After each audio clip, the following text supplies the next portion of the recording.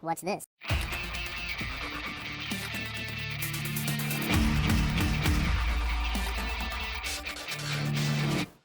Hello, welcome back to the Freak Show. Bumpy McSquigums here. Let's continue with the Banner Saga 2. This is going to be episode 22, and we're leaving. Let's go. These woodcutters were no slouches in a fight with those prisoners. Spar says, coughing, I've seen weaker men in Wardan, and I think this group realizes their idea of staying here is a pretty bad one. You want me to recruit them? Well, I bet we'll need all the fighters we can get. More fighters are good, but what's the downside? Well, it's the same as it's always been, the old wanderer says. They eat like blasted trolls, but can't find food to save their lives. Our supplies will go quicker. We'll risk it. Recruit them. Alright. I've got a suspicion you actually like humans more than any other Varl alive, Spar says, chuckling until he starts coughing and wheezing for air. Well, I don't want to leave now. I wanted to spend the rest of my... it's fine. It's fine. Aren't we in such a lovely looking place? This place just looks nice. I would totally visit this place. The fighters at the front of the company began hacking away at dense underbrush. We'll be here all day if the rest of you don't grab your axes and start chopping, one of them growls before wincing at a pain in his hand. As he says, everyone grab an axe. Your hand is going lame on you? Get this bath, we'll find another way. No, the man says, it just feels like I grabbed a hot coal. He shakes it off and shrugs and gets back to work. Everyone, get to work. There's got to be a faster way around. We're leaving. Let's do that one. This seems dangerous. The scouts search in various directions, but a day passes before another route is found. The clansmen don't seem to mind the rest, though. Morale declined. Morale improved. Morale declined. Hey, the clansmen found some food, though. It's a little funny. Several ravens report a large hole in the ground nearby. There are strange marks all around it. One says, some look fresh, others look like they've been there as long as the mountains. Spar looks up. This hole have smooth sides, about as deep as a Varl? He asks. The men nod and Spar grunts. What's in the hole? Don't make me beat some answers out of you, old man. I didn't say anything because there wasn't anything to say, Spar says, wheezing. I've seen a few holes like that in other places around the world. One had a bag of jewels buried right in the center. Everyone starts getting excited. Another one, Spar says louder, fell away into a pit of adders. Heard a man die a more painful death in that one than anything on the battlefield. The buzz of excitement dies. Let's check it out. It's as described. Big, deep, surrounded by scrawlings in the surrounding rock, and, well, disturbing. Someone get in there now. Shoving turns into fighting, and soon a dozen ravens fall into the pit. You take pride in their quick reaction, forming a tight ring, guarding each other's back. When no snakes appear, they start looking for anything of value. Only one fighter finds anything, an old clasp, and he gives it to you as you haul him out. The clasp of kin. Cool. Or blah blah blah blah blah. That's fine.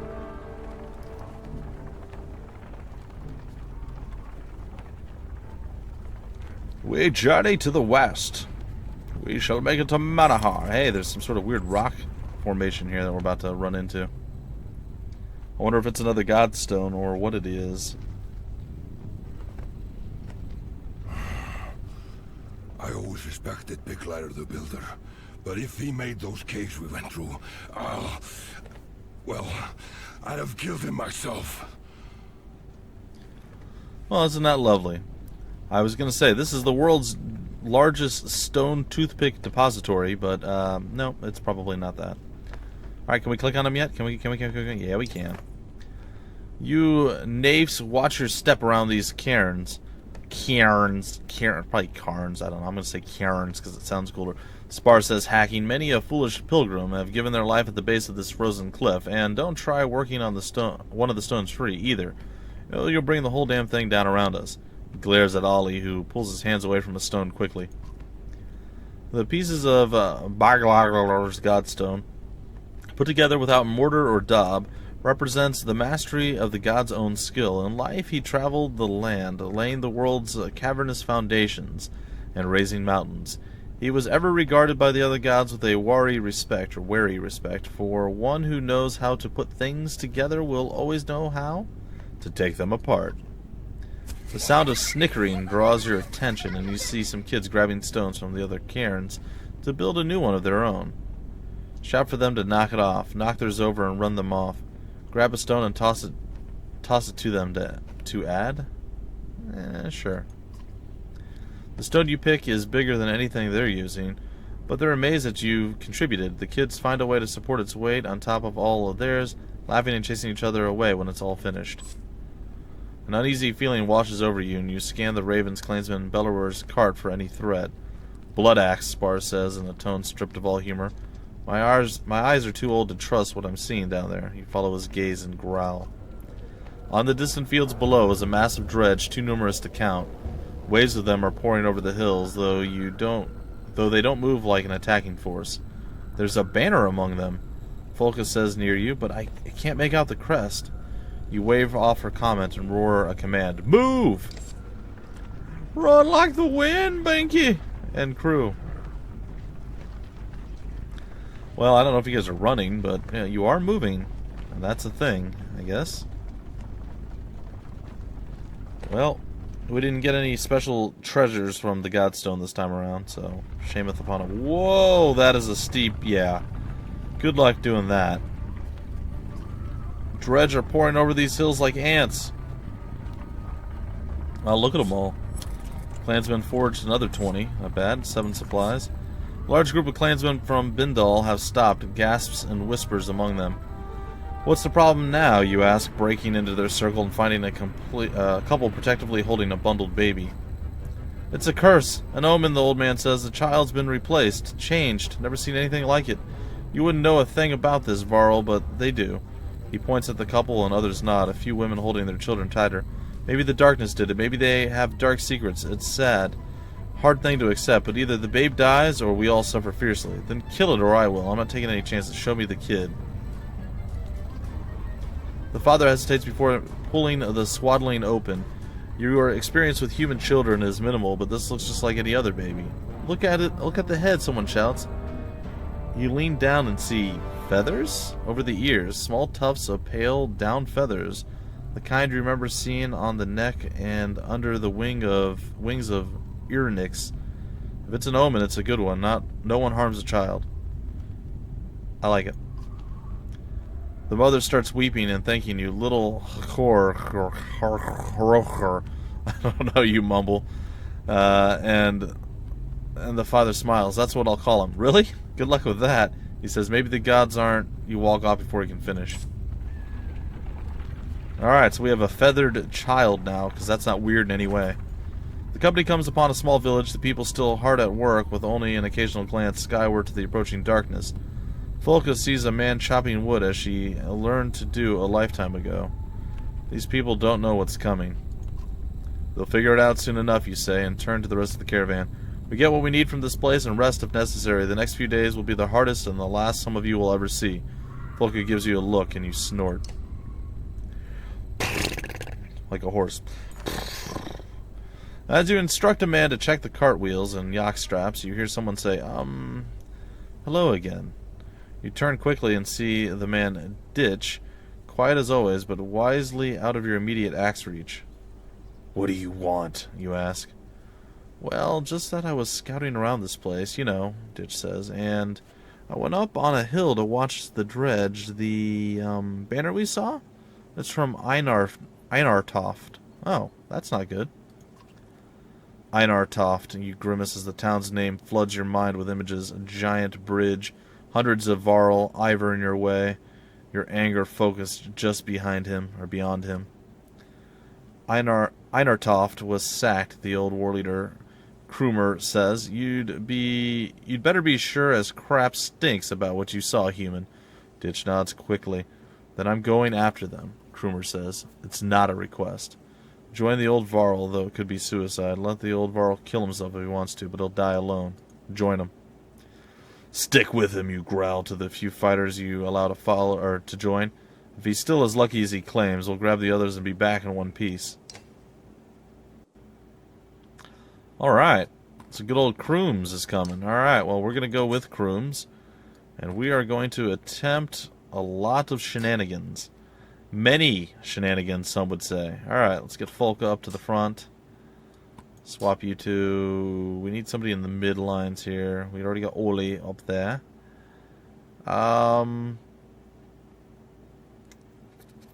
I guess Zephyr can join the squad. We have him, and then who do we want as the final of the individuals? Why don't we have that Aleo guy? Shouldn't he be here? I suppose. He could. Whatever. We're just going to go with, like, man strength. We're going to go with Sigbjorn, and we're just going to try to just crush fools with it. We'll see how it goes. Only time will tell.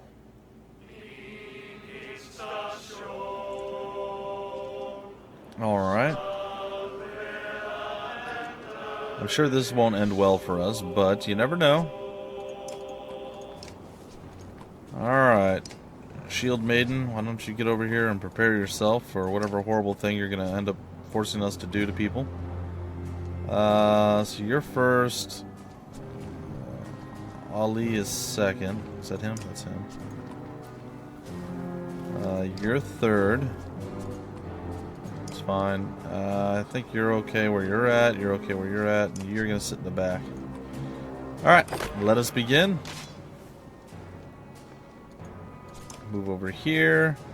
Attack you with a little bit of hatred and get through some of your horrible armor. Your terrible, terrible damage. You're going to break some of our armor. Which we're going to regain, of course, because that's what we do. Alright. We can break through a little bit more here, and we're going to. Alright, we have a Stone Singer, I guess, over there, ready to do some stuff. But first, we're going to come over here, as the crazy man that we are. And we're going to attempt to end you, or at least do some significant damage to you boys. Alright, I'm gonna go here. It's a bold move, or so I think, but we're gonna go here and we're gonna use our Runic Gale? No, that's not what I wanted. That's not what I wanted at all. Breeze? What is breeze? No, see, that's not what I wanted either. Well, darn it. Well, I feel like I've made a mistake here. Alright, whatever. I'm going to mend her. There she goes. She's back up and running. Oh, you actually do some... Holy crap, that knockback was real. Alright, we're going to come over here with the big man, and we're going to take this guy out of the fight. Now we're going to have this guy come over here and be annoying and obnoxious to us. We're going to move up nice and deep like with Sigbjorn. And of course we're going to go with Tempest, because that's what we do.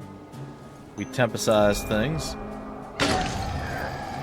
Pretty big attack, decent damage. Alright, going to move here, going to attack. And do a decent amount of damage. You're going to do something, I figured, to our Mender person, but apparently not. Alright, we're going to try the Axe Storm now. And the attacks are real, and there's a victory. Alright, this should be an easy double kill here. And it will be. I'm fairly certain it will be. One and done. Double kill out. Some more armor breaking. I'm not hating it. Alright, gonna move out of the way here, because I don't know if this is a good time or a bad time to be where we are. Gonna put Runic Gale down. Try to get us some runes to make our folks a bit stronger. That's gonna be nice. Imagine, yeah, she's gonna get a little bit of hatred there. So if we move there and then here, it should buff us up and allow us to do a pretty, well, I was going to say a pretty sizable chunk of damage, but nope. So we're just going to have to do some armor breaking right now.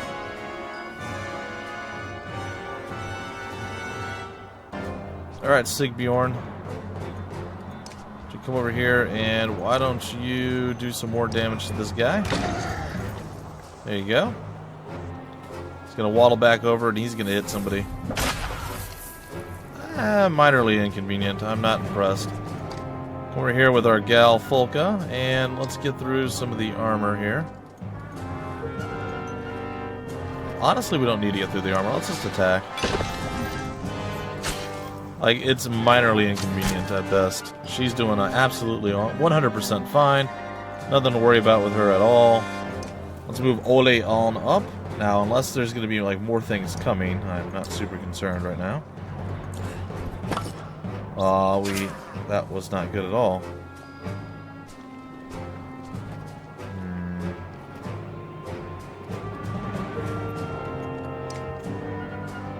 Well, what do you think the odds are that we should be okay. Break through some of the armor there. Oh, we even got a little bit of extra oomph out of that. Deflected, I am a fan. How much armor do you have left? You're still rocking pretty solid. But I will still make sure that you're standing strong. Do not fret. Do not vary. Enjoy your armor boost. Sigbjorn is now actually in a little bit of trouble here.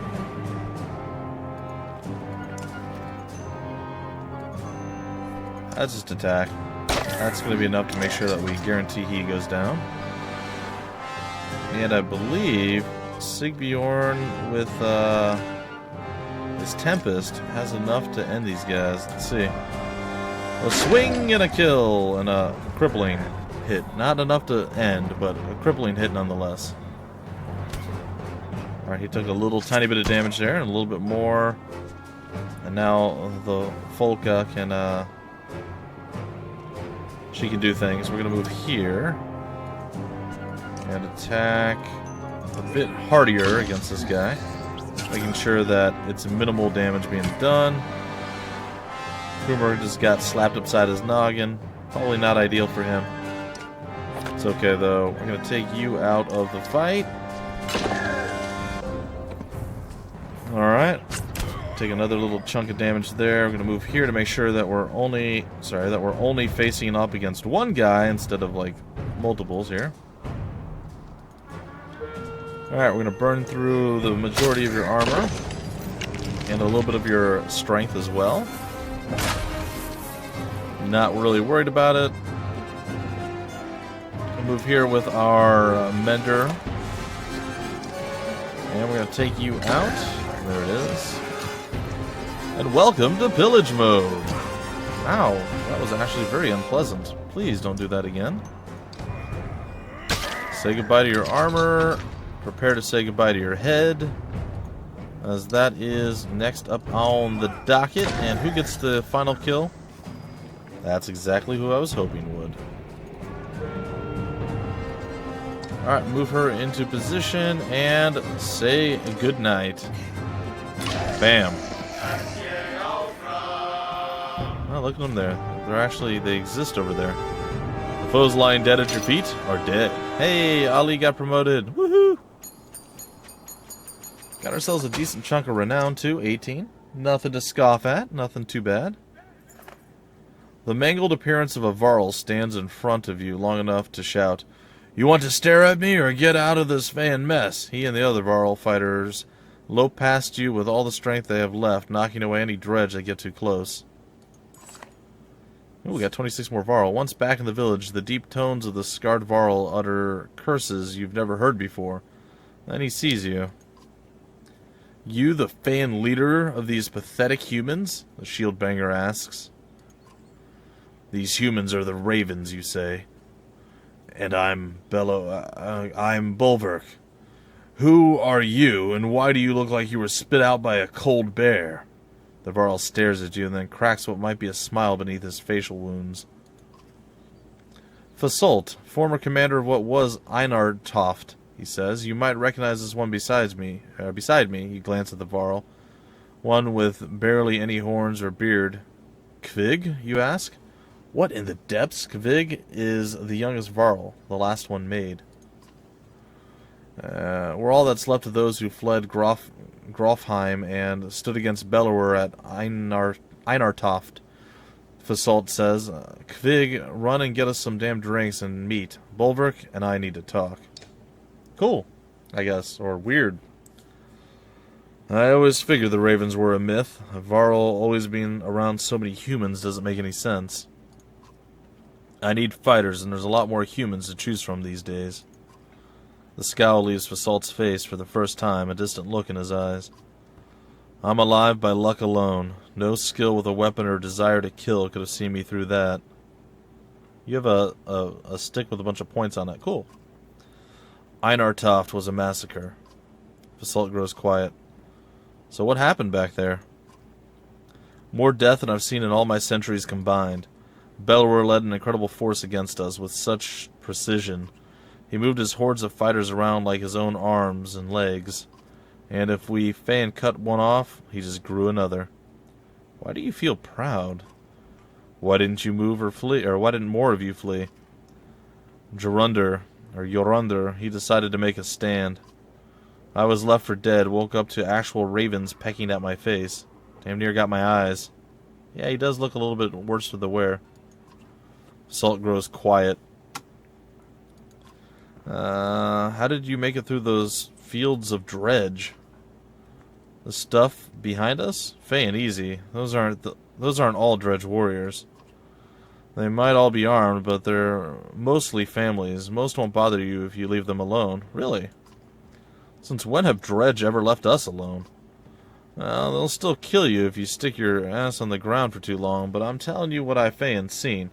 Most of those stone bastards seem to be running scared. Seems to be a number of them hunting something or someone, though. Salt grows quiet. Stick with us and you can get some revenge. What makes you think I'm interested in anything like that?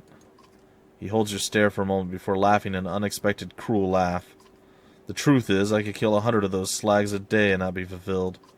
There's more Dredge than rats, and after Grofheim and Einartoft, we, the Varl, are done. Fasolt grows quiet. The Battle of Borsgard was a bloodbath, too. Oh? Well, what happened? The Ravens were called in to keep the people from rioting. Trying to get those people to leave was useless.